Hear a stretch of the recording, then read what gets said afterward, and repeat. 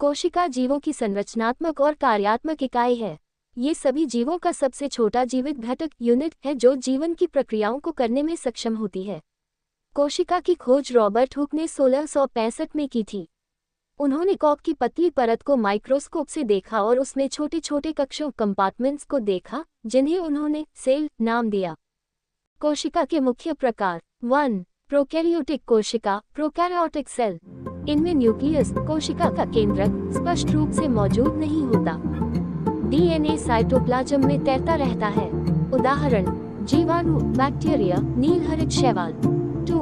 Eukaryotic कोशिका, eukaryotic cell. इनमें स्पष्ट न्यूक्लियस और झिल्ली से घिरे कोशिकांग ऑर्गेनेल्स होते हैं। उदाहरण: पौधों, जानवरों, कवकों और प्रोटोजोआ की कोशिकाएं। कोशिका के मुख्य भाग 1. कोशिका झिल्ली, सेल मेम्ब्रेन। यह कोशिका को घेर कर रखती है और उसके अंदर बाहर पदार्थों का आवागमन नियंत्रित करती है। 2.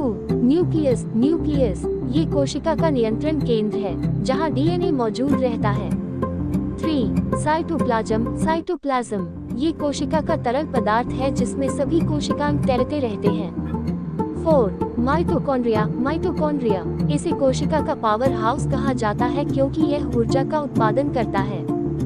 5. Ribosome, ribosome. ये प्रोटीन निर्माण करता है। 6. Golgi body, Golgi body. ये कोशिका में प्रोटीन और लिपिड को संशोधित और पैकेज करता है।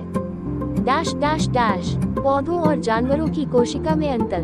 पौधों की कोशिका में कोशिका भित्ति, सेल वॉल और क्लोरोप्लास्ट होते हैं। जानवरों की कोशिका में कोशिका भित्ति नहीं होती और क्लोरोप्लास्ट भी अनुपस्थित रहता है। निष्कर्ष: कोशिका जीवन का मूलभूत आधार है। एकल कोशिका वाले जीव जैसे अमीबा से लेकर बहुकोशिकीय जीव जैसे मानव सभी की संरचना कोशिकाओं पर आधारित है।